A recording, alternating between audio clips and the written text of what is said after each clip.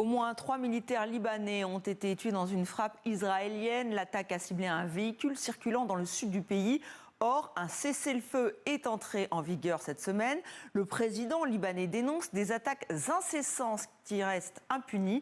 Arthur Sarada, notre correspondant au Liban, s'est rendu à Alta, un village situé à l'intérieur de la ligne jaune, cette zone tampon occupée par les Israéliens.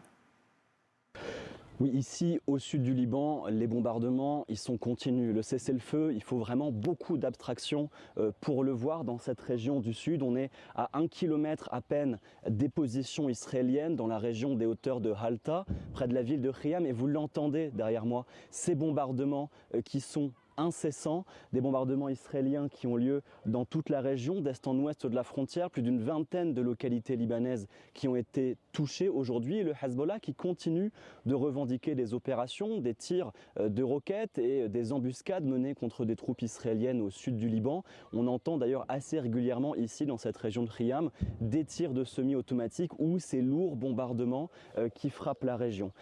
Qu'on voit également dans cette vallée qui est derrière nous, eh bien, des mouvements de troupes israéliennes, des chars, des blindés qui soulèvent un peu la poussière à leur passage et qui pénètrent des zones qui sont entièrement rasées. La ville de Khiam est presque entièrement aplanie. On voit à peine justement se dessiner les maisons de cette colline qui était autrefois une ville parmi les plus importantes de la frontière.